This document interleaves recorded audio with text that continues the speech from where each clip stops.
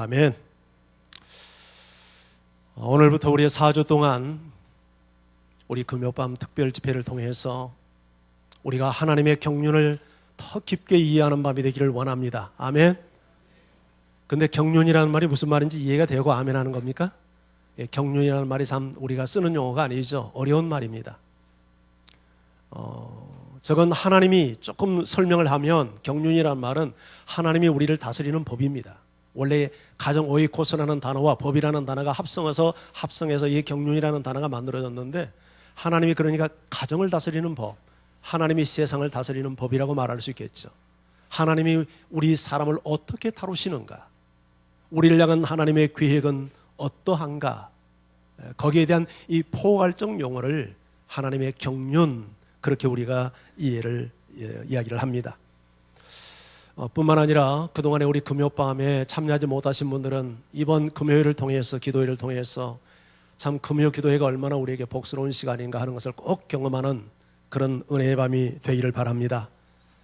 한 해 동안 교통사고로 목숨을 잃는 사람의 수가 지구촌에서 매해 110만 명에서 120만 명이 된다고 합니다. 이해가 됩니까? 어마어마한 사람들이 교통사고로 죽습니다. 그런데 비행기 사고로 한 해에 죽는 수가 얼마냐면 300에서 500명입니다. 확률 비교를 해보면, 여러분, 비행기 사고로 죽는 사람은 교통사고로 죽는 사람에 비해서 3000분의 1입니다. 그러니까 비행기가 굉장히 안전한 거죠. 우리가 타고 다니는 이 자동차보다 사실 비행기가 굉장히 안전한 겁니다. 어느 정도로 안전하냐면, 집에 방 안에서 앉아있다가 사고로 죽은 사람의 18분의 1입니다. 집 안에 있다고도 안전한 거 아니에요. 얼마 전에도 저 수소 이게 해가지고 막 사람이 밥 먹는데 들어온 그 뉴스가 나오더라고요. 예, 또 저 천정에서 그냥 무슨 막 그냥 쇠파이프가 그냥 꽂혀가지고 사람이 집 안에서도 죽는데 비행기에서 죽는 사람보다 18배가 더 많답니다. 그러니 비행기가 얼마나 안전한 겁니까? 그런데 그렇다고 해서 비행기가 완전 안전지대입니까? 그렇지도 않죠. 한번 사고가 터졌다면 대형 사고로 이어집니다. 금년 초에도 말레이시아 비행기가 원인도 모르게 추락해가지고 전원 154명이 전원이 다 죽었습니다. 얼마 전에는 인도네시아 비행기가 추락해가지고 54명 전원이 다 죽었어요. 이 세상 어디에도 안전지대가 없다는 얘기입니다. 인생의 문제는 예고도 없이 우리에게 찾아옵니다. 그래서 마른 하늘에 날벼락 맞는다 하는 말이 있죠. 그게 바로 인생입니다. 마른 하늘에 날벼락이 치는 겁니다. 전혀 예상하지 못했는데 예고도 없이 우리를 고통스럽게 하는 문제들이 일어나는 겁니다. 지금 최근에 뉴스의 가장 핵심 키워드는 세계 경제 문제입니다. 중국의 증시가 폭락하고 경제가 지금 어두워지면서 전 세계 지금 경제가 어두워지고 있는데 한 치 앞을 내다볼 수 없는 예측 불허의 지금 상황입니다. 남북 간의 관계는 어떻습니까? 어제 서로 포탄을 주고받았습니다. 지금 전방에서는 전쟁이 나는 분위기입니다. 자녀들을 군대 보낸 부모들은 두 발 뻗고 지금 잠을 못 자는 상황입니다. 예측 불허입니다. 넉비공과 같아서 어디로 튈지 모르는 게 저 북한 사회예요. 이런 일이 오늘 읽었던 이 성경 요셉에게도 일어납니다. 요셉이 이런 날벼락이 일어나는데 이런 상황을 어떻게 극복해내는가? 그리고 이 날벼락 같은 상황을 요셉에게 허용하신 하나님의 경륜이 무엇인가 하는 것을 이런 관점에서 오늘 이 말씀을 좀 같이 보기를 원합니다. 요셉은 형들에게 미움을 받아서 노예로 팔려가잖아요. 그 전에 죽임을 당할 뻔했죠. 겨우 목숨을 살렸지만 애굽의 노예로 팔려갑니다. 물설고 낯설고 언어도 다르고 아는 사람도 없고 문화도 다른 애굽 땅의 노예로 끌려가요. 뿐만 아니라 거기서 모함을 당해서 감옥에 들어갑니다. 그런데 그런 요셉이 나이 30, 약관의 나이에 중동 최고의 나라인 애굽의 총리로 등극을 합니다. 꿈속에서나 일어날 수 있는 일이 요셉의 삶의 생애 속에 현실로 일어났습니다. 어떻게 이런 일이 가능했는가? 오늘 성경은 한결같이 여호와가 요셉과 함께했기 때문이다 라고 말합니다. 우리 화면을 보면서 2절 성경 같이 한번 읽어볼까요? 시작. 여호와께서 요셉과 함께 하심으로 그가 형통한 자가 되어. 주어가 여호와입니다. 여호와가 요셉과 함께하니까 그가 고통스러운 환경 속에서 형통한 삶을 살게 되었다라고 말합니다. 3절도 같이 읽습니다. 3절 시작. 그의 주인이 여호와께서 그와 함께하심을 보며 또 여호와께서 그의 범사에 형통하게 하심을 보았더라. 주인이 보았다는 말로 되어 있지만 사실상 이 문장을 주도하는 주어는 여호와죠. 여호와께서 요셉과 함께 하셨고 여호와께서 그의 범사에 형통하게 하심을 하나님을 모르는 이방 주인이 보았다는 거예요. 자, 5절도 읽어봅니다. 시작. 여호와께서 요셉을 위하여 그 애굽 사람의 집에 복을 내리심으로. 여호와가 요셉에게 복을 내린 게 아니라 요셉을 위하여 그가 머무는 집에, 주인 집에 복을 내렸다는 거예요. 요셉을 위하여. 여호와께서. 21절로 읽어봅니다. 시작. 여호와께서 요셉과 함께 하시고 그에게 인자를 더하사. 여호와께서 요셉과 함께 하시고 그에게 인자, 사랑을 더했다라고 말합니다. 한마디로 요셉의 생애는 하나님이 함께 해주시는 생애였습니다. 그래서 그가 애굽의 모든 어려운 환경을 극복해냅니다. 형통한 인생이 됩니다. 하나님이 함께하니까 사람에게도 인정받는 삶이 됩니다.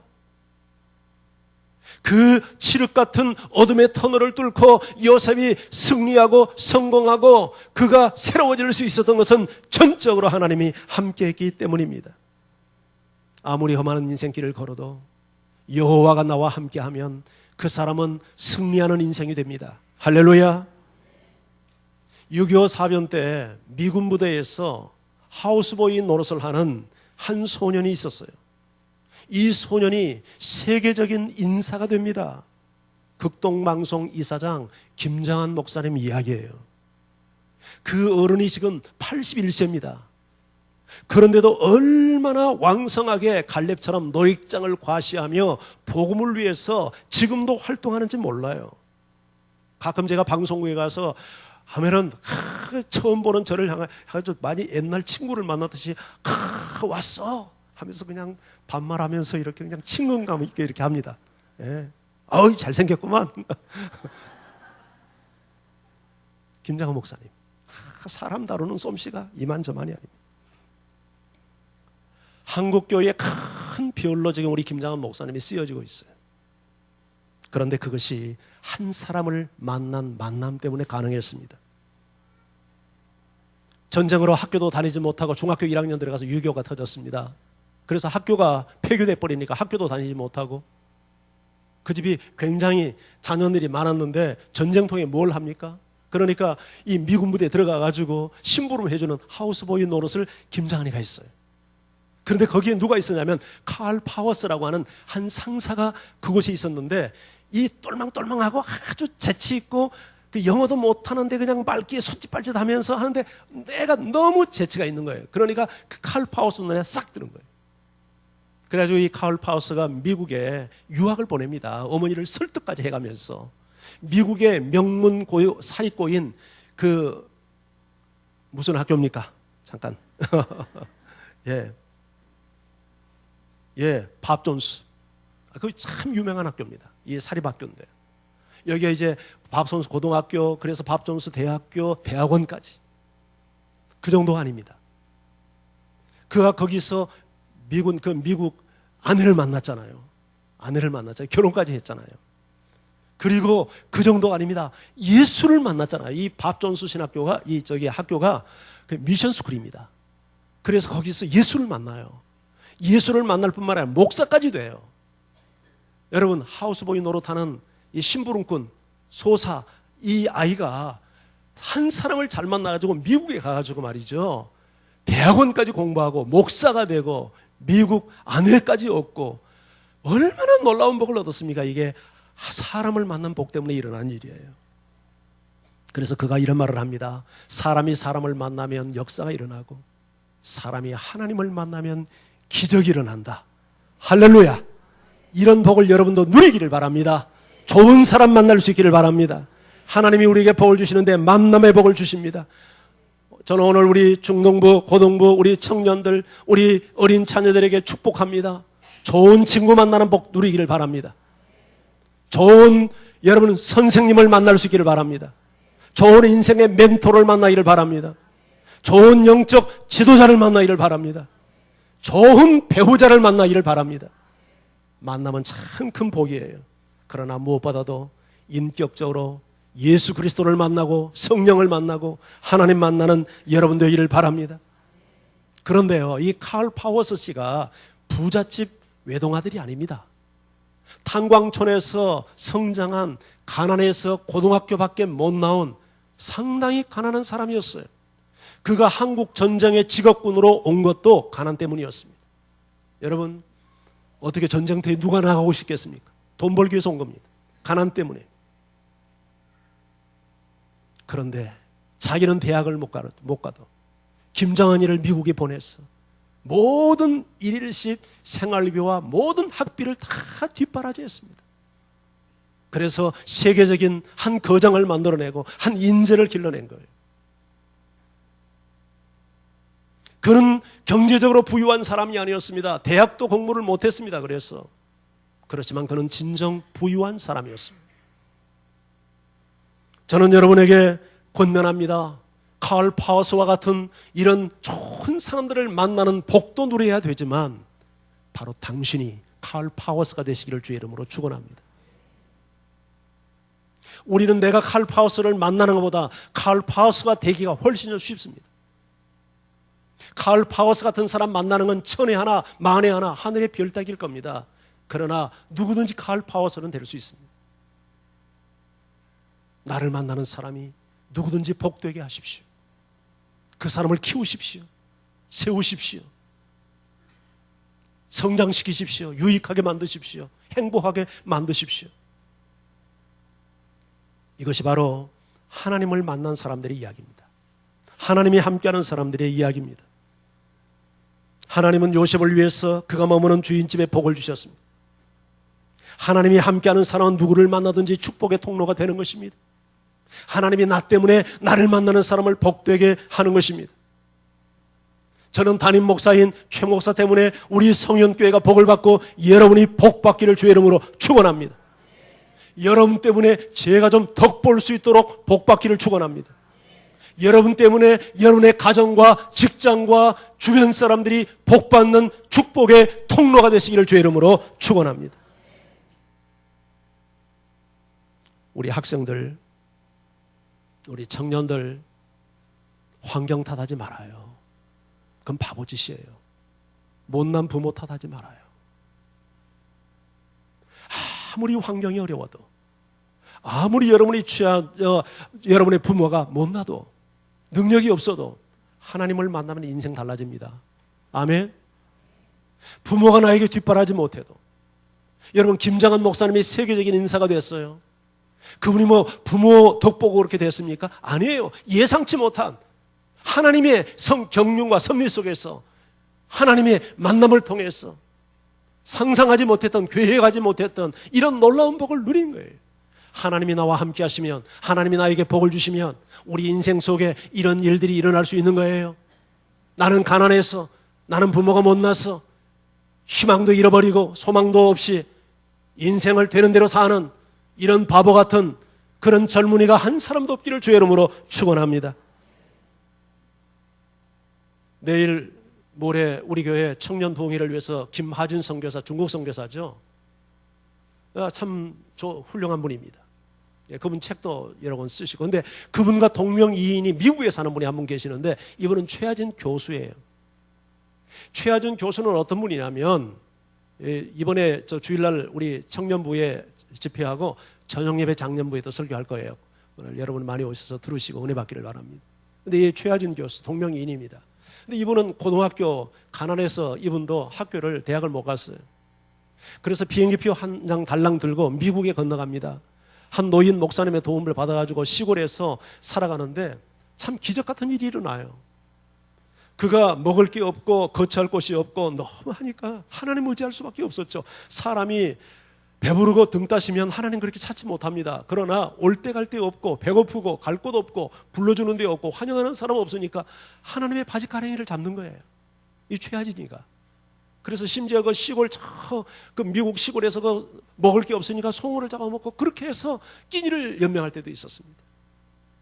그런데요, 정말 그런 환경 속에서 간절히 하나님께 기도하고 하나님을 의지하고 하나님 붙드니까 하나님의 길을 여시는데, 미국에 난다 긴다 하는 인재들도 들어가기 힘든 줄리아드 음대를 최하진 교수가 누구한테 레슨 한번 받아본 경험이 없이 폐수를 했어요. 그것도 이 서점에 가가지고 누가 사다 준 그 불러야 될 곡 그거 CD로 그거 혼자 연습해가지고 줄리아드 음대를 들어갔어요. 물론 그 사람이 천성적으로 노래도 잘하는 목소리를 갖고 있지만 정말 하나님이 함께할 때 주어지는 기적 아닙니까? 그 노래 부르는 걸 보고 미국 애들이 와줘. 야, 너 누구한테 레슨 받았니? 다 묻더라는 거예요. 아무에게도 레슨 받은 게 없어요. 하나님에게 받았죠. 그런데 하나님이 함께하니까 대학에 들어갈 뿐만 아니라 박사과정까지 맡아가지고 미국에서 대학 교수가 됐잖아요. 키도 조만해요, 그 사람. 그런데 하나님이 함께하니까 인생의 길이 열려요. 인생의 길이. 환경만 바라보고 낙심하지 마세요. 우리는 그런 사람들이 아니에요. 하나님이 함께하면 형통한 인생 반드시 됩니다. 시온의 대로가 열리는 역사 나타날 줄 믿습니다. 우리 대학에서 CCC에서 주로 많이 전도했던 그 사영리 보면 그 사영리죠. 네 가지 영적 원리가 소개되는데 제1 원리가 뭐냐면 하나님은 당신을 사랑하시며 당신을 향한 놀라운 계획을 갖고 계신다는 거예요. 믿습니까, 여러분? 하나님은 당신을 사랑하시며 당신을 사랑하기에 당신을 향한 놀라운 계획을 갖고 계셔요. 이건 중요한 성경의 메시지 아닙니까? 하나님이 우리를 사랑하시고 우리를 향해서 놀라운 계획을 가지고 계시고 우리를 향한 놀라운 계획은 선한 계획이요 아름다운 계획이에요. 할렐루야. 하나님께서 요셉을 향해서도 그런 놀라운 계획을 가지고 계셨어요. 그래서 꿈을 줍니다. 꿈. 그래서 17살 어린 나이에 꿈을 꾸잖아요. 그 꿈은 지도자가 되는 꿈이었어요. 리더가 되는 꿈이었어요. 그것 때문에 시련을 당하죠. 여러분, 하나님을 만나면 꿈이 생깁니다. 아멘. 하나님을 만나면 꿈이 생기는데 요엘 선지자는 이렇게 말합니다. 내가 내 영을 만민에게 주어주리니 너희 자녀들은 장래일을 말하고 너희 노인들은 꿈을 꾸며 너희 젊은이들은 이상을 볼 것이라. 내가 내 영을 만민에게, 누구에게는 주고 누구에게는 안 주는 게 아니라 모든 사람에게, 유대인만이 아니라 모든 이방인까지 모든 세대 모든 만민에게 부어주리니 너희 자녀들은 장래일을 말하고 너희 노인들은 꿈을 꾸며 너희 젊은이는 이상을 볼 것이요. 여기 장래일, 여기 꿈, 여기 이상은 동의합니다.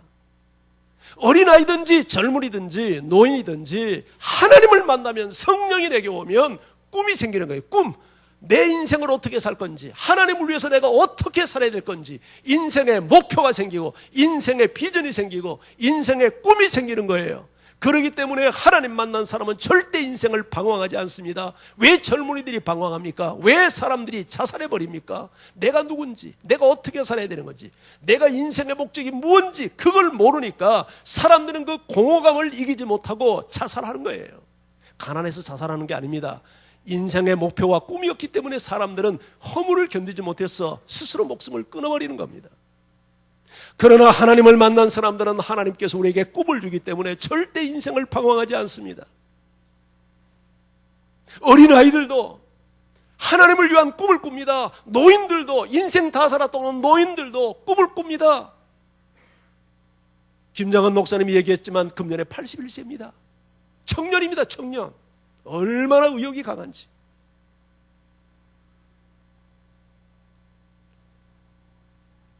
사람들은 세상을 살아가면서 속도를 중요시합니다. 더욱이 지금 시대는 스피드 시대예요. 상당히 속도를 중요합니다. 물론 속도 중요합니다. 인터넷이 이 속도 때문에 말이죠. 지난번 우리 김민선 선교사 와서 그러잖아요. 거기서 설교 한번 다운 받으려면 며칠을 걸려야 된다.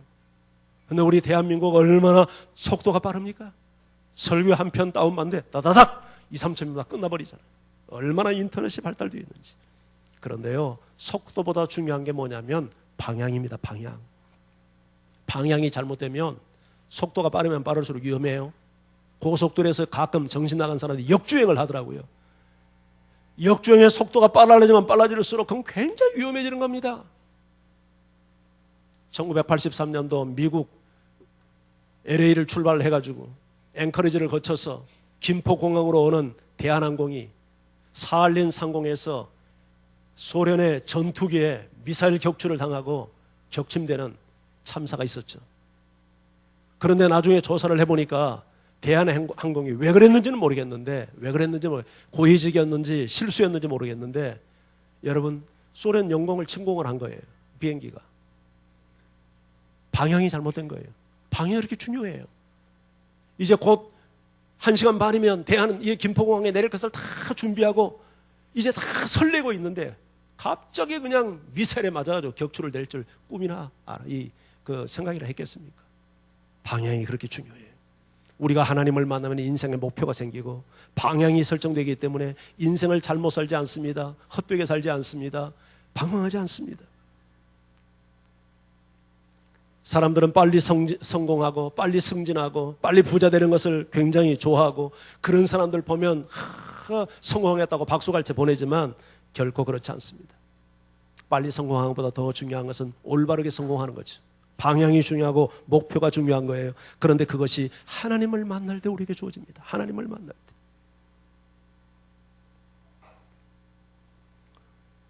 그런데요, 하나님은 우리에게 꿈도 주시고 하나님이 함께해서 우리를 이제 성공의 자리로 이끌어 가시는데, 하나님은 반드시 우리 인생을 형통하게 하시는데,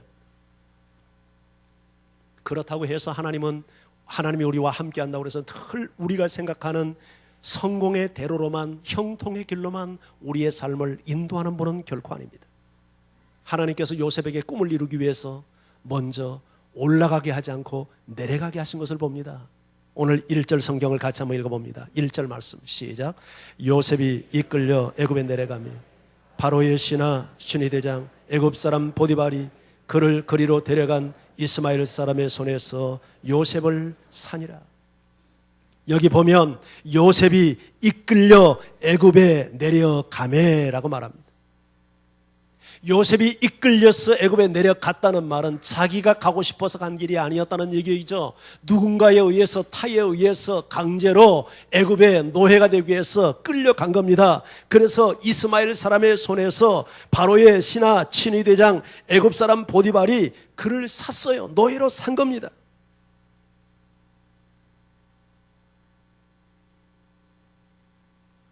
요셉은 지금 여기 성경이 뭐라고 표현하냐면 애굽으로 내려갔다고 이야기합니다.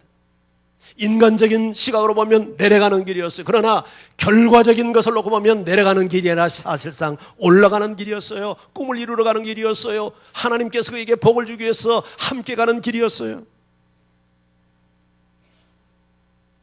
여러분, 우리가 인생을 살면서 누구도 내려가는 것을 원치 않습니다. 실패를 원치 않습니다. 상처받는 거 원하지 않습니다. 그러나 진정으로 이 내려가는 것은 올라감을 위한 진정한 필수 코스예요. 내려감을 경험하지 못한 사람은 올라갈 때 위험합니다.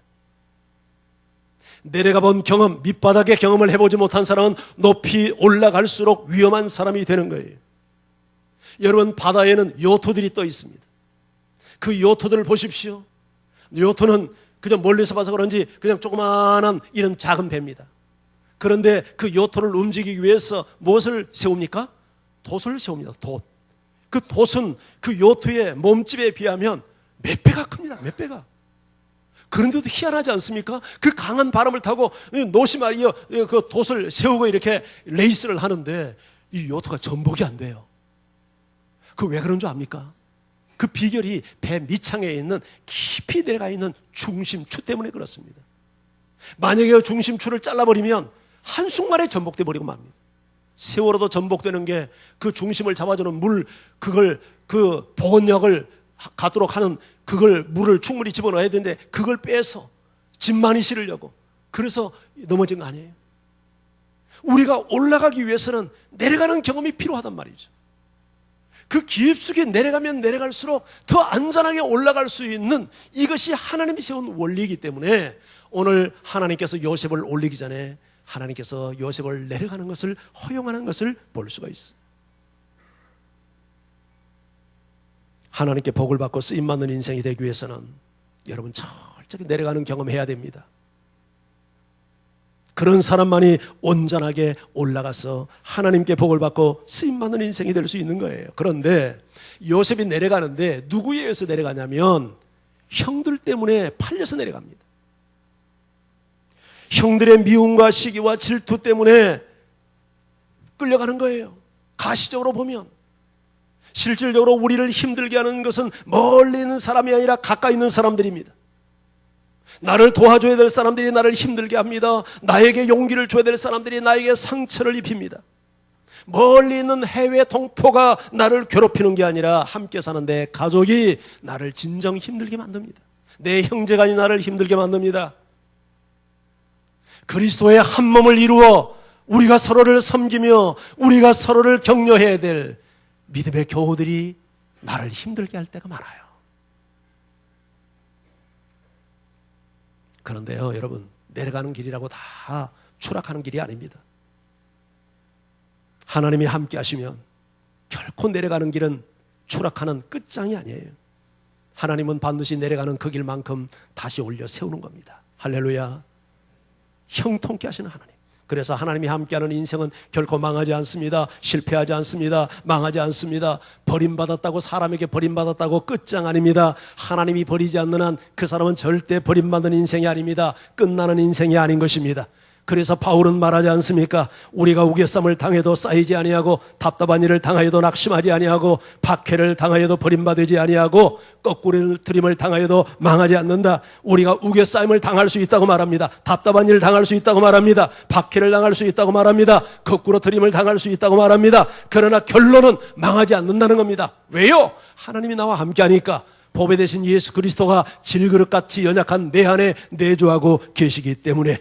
그래서 다윗이 고백합니다. 내가 누구를 두려워하리요? 여호와는 나의 빛이요 나의 구원이시니 내가 누구를 두려워하리요? 여호와는 내 생명의 능력이시니 내가 누구를 무서워하리요? 할렐루야.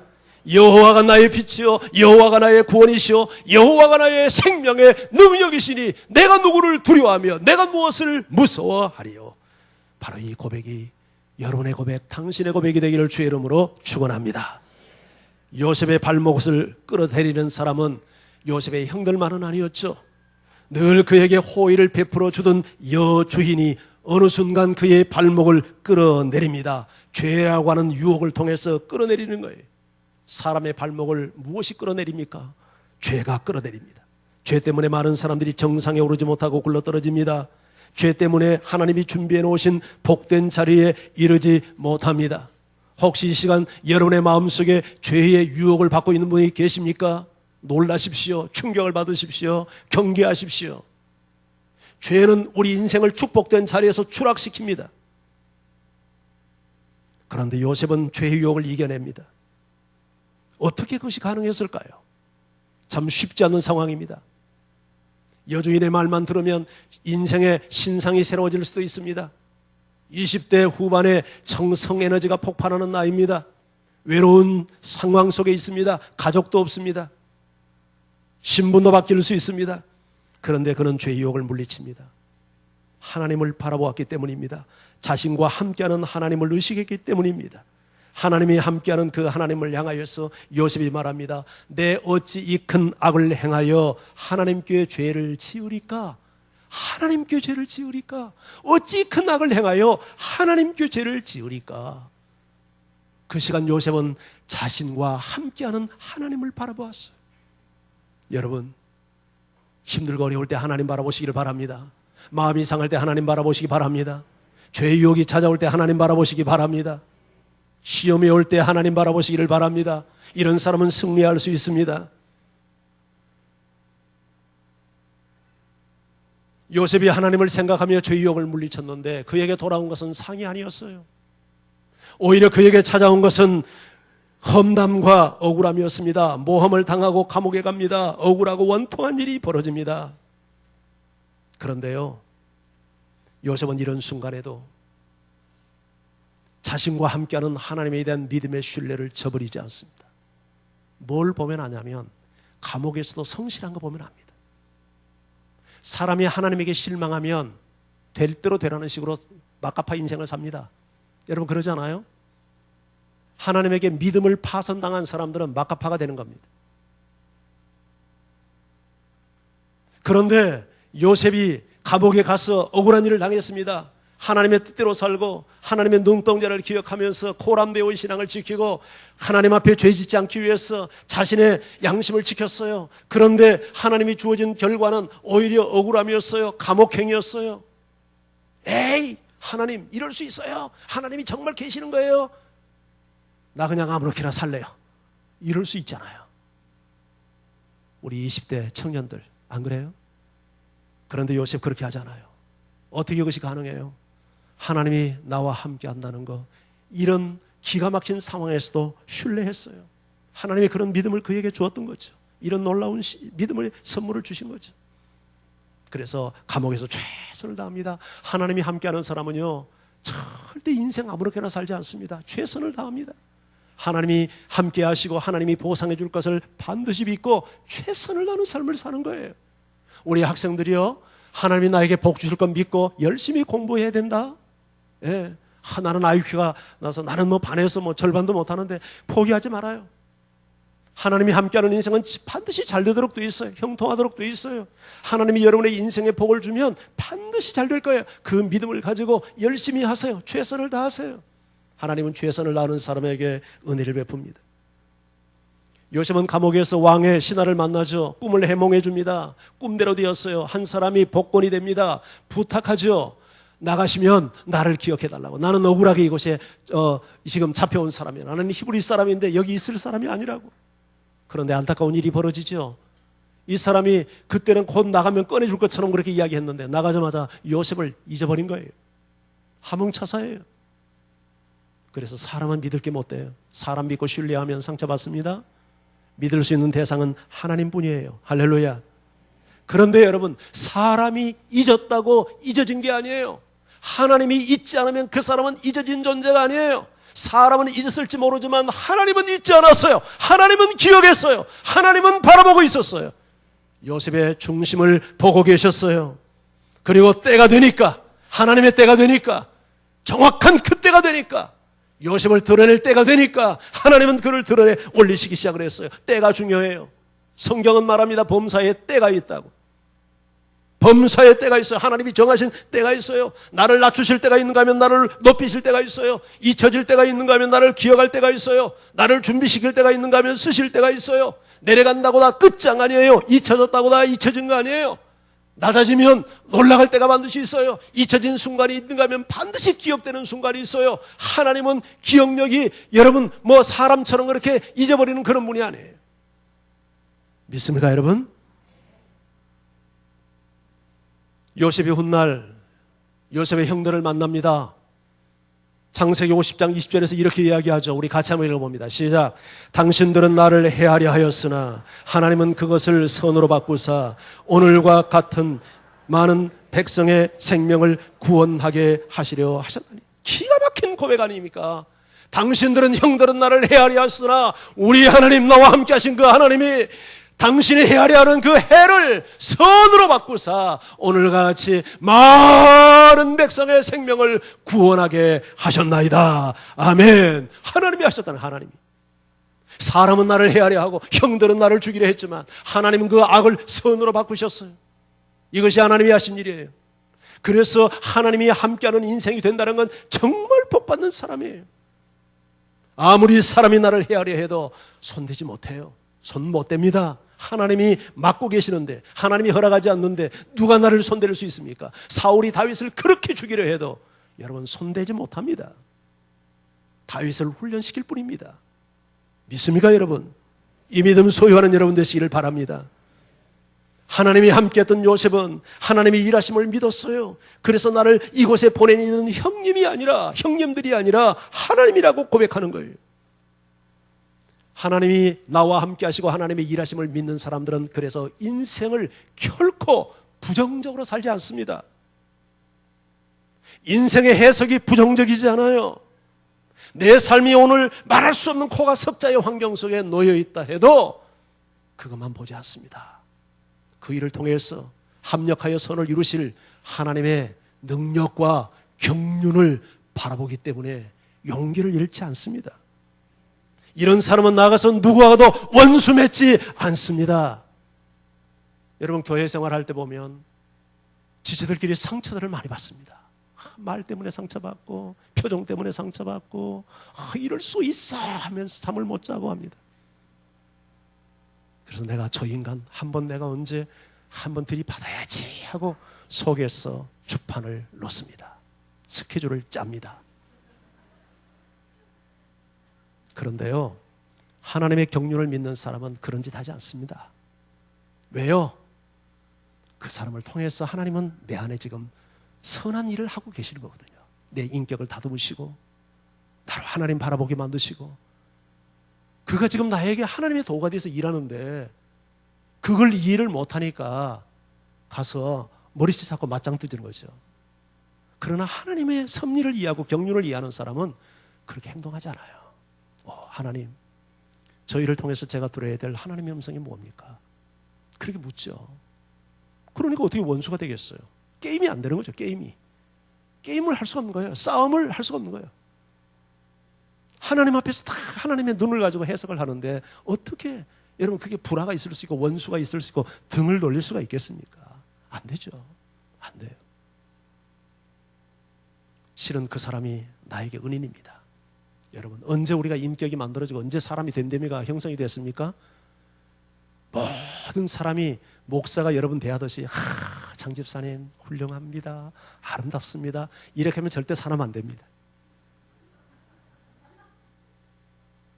뭔가 그냥 가슴에 비수도 찌르고 등짝에 칼도 꽂고 이런 사람이 나타나야 사람이 되는 거예요. 안 그래요? 그게 고통이에요. 괴로워요. 그런데 그때 사람이 만들어지는 겁니다.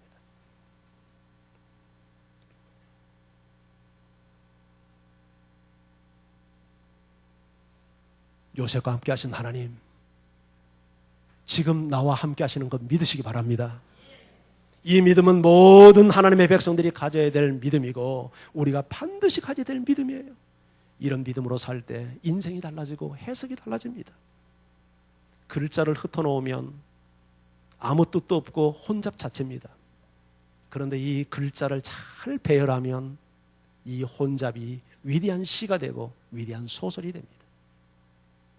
내게 일어나는 크고 작은 좋은 일 나쁜 일, 이것들이 아무 의미 없는 것 같지만 하나님이 내 인생 속에 개입하시기 시작하면 이 모든 것들이 합력하여 선을 이루는 하나님의 도구가 되고 자료가 되는 것입니다. 여러분, 구슬은 흩어놓으면 구슬입니다. 그러나 그것을 꿰기 시작하면 목걸이가 되는 겁니다. 하나님이 내 인생 속에 개입하시면 오늘 고통이라고 생각하는 게 그 모든 것들이 나에게 유익하여 합력하여 선을 이루는 거예요. 어제와 오늘은 구별되고 따로 있는 게 아닙니다. 다 하나님 안에서 연결이 되는 거예요. 어제의 실패, 오늘의 눈물이 내일의 나를 빛나게 만들어내는 겁니다. 우리는 영안을 열어달라고 기도해야 돼요. 하나님이 함께 계심을 내가 믿고 하나님이 내 인생 속에 일하시고, 비록 내 환경이 겉으로 보면 인간의 눈으로 보면 내려가는 길 같지만 지금 이 길은 이 과정을 통해서 나를 올리시는 하나님의 그 작업하심을 우리는 볼 수 있는 눈을 달라고 기도해야 돼요.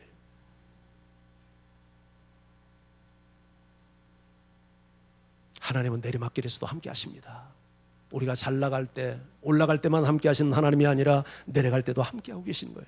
요셉이 지금 여러분 이 보디발의 집에서 노예 생활을 하는데 함께 하셨다고 말하지 않습니까? 그가 국무총리가 돼서 함께 했다는 말이 아닙니다. 노예 신분입니다. 그런데 하나님이 함께 하셨습니다. 그래서 형통하게 합니다. 그 모든 환경을 극복하게 만듭니다. 인내하게 만듭니다. 이기게 만듭니다. 지혜롭게 만듭니다. 최선을 다하게 만듭니다. 그게 형통입니다.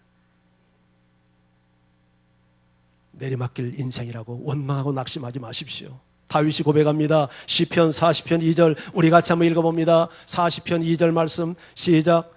안 나옵니까? 그럼 내가 이렇게 나를 기가 막힌 농덩이와 수렁에서, 기가 막힌 농덩이와 수렁에서 끌어올리시고 내 발을 반석 위에 두사 내 걸음을 견고하게 하셨도다. 이 기가 막힌 웅덩이라는 말이 원문 성경에는 어떻게 되냐면 질퍽질퍽한 늪과 같은 진흙구덩이에요. 늪에 한번 빠지면 사람 자기 힘으로 못 나옵니다. 노력하면 노력할수록 못 나와요. 그런데 우리 하나님은 기가 막힌 웅덩이, 내 힘으로는 도저히 빠져나올 수 없는 이 지력 그 구렁텅이 속에서, 수렁 속에서 나를 끌어올리실 뿐만 아니라 내 발을 반석 위에 두사 그 걸음을 견고히 하신대요. 누가? 여호와가. 어디에서? 진흙구덩이에서. 오늘 여러분은 어느 수렁에 지금 빠져서 허우적대고 있습니까? 낙심하지 마십시오. 절망하지 마십시오. 이것이 내 인생의 끝이라고 속단하지 마십시오. 하나님은 그런 환경 속에서도 여러분을 반드시 일으켜 세울 줄 믿습니다. 혹시 사랑하는 사람과 이별하고 여러분 이 가슴앓이를 아직도 하고 있습니까? 부부간의 위기를 겪고 있나요? 자녀 문제 때문에 잠을 이루지 못하고 고통당하고 있습니까? 인간관계 문제 때문에 혹은 사역의 문제 때문에 힘들어하고 있습니까? 건강을 잃었습니까? 재정적인 위기로 압박당하고 있습니까? 사업에 고충과 어려움이 있습니까? 내 미래와 노후를 염려하며 잠 못 이루고 있습니까? 우리가 겪는 수렁이 어떤 수렁이든지 우리 하나님은 기가 막힌 웅덩이에서 내 힘으로 도저히 벗어나기 힘든 수렁에서 나를 끌어올리시는 하나님인 것을 믿습니다.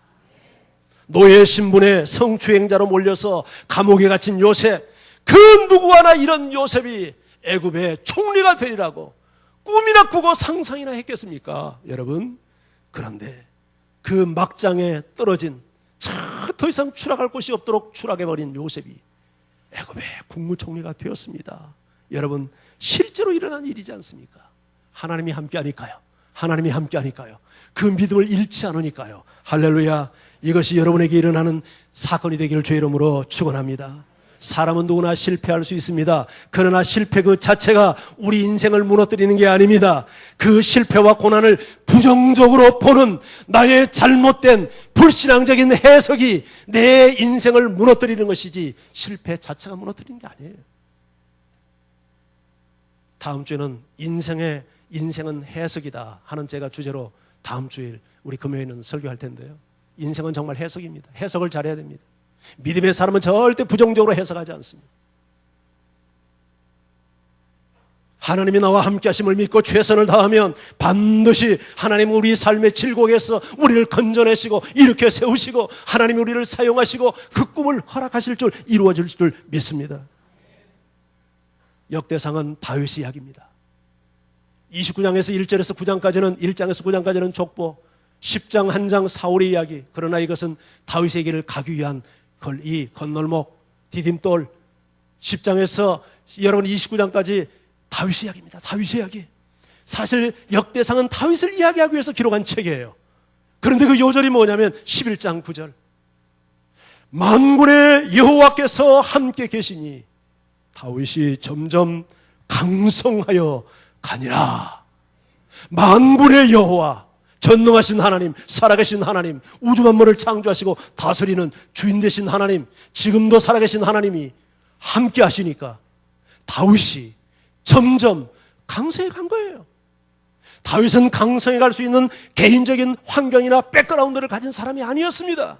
그런데 여호와가 함께 하니까, 요셉처럼 여호와가 함께 해주시니까, 다니엘처럼 여호와가 함께 해주시니까 그가 점점 강성한 인생이 되어가는 거예요. 이것이 다윗의 이야기를 기록하기 위해서 쓴 책입니까? 요셉의 이야기만을 우리에게 소개해서 성질 나게 하라고 우리에게 소개한 책입니까? 우리에게 하신 말씀 아닙니까? 요셉에게 함께한 하나님, 다윗에게 함께한 하신 하나님, 우리에게도 함께할 줄 믿습니다. 여러분, 그 하나님을 믿고 신뢰하시기를 바랍니다. 이런 사람은 승리하는 인생 될 줄 믿습니다. 형통한 인생 될 줄 믿습니다. 우리 같이 찬양하십시다.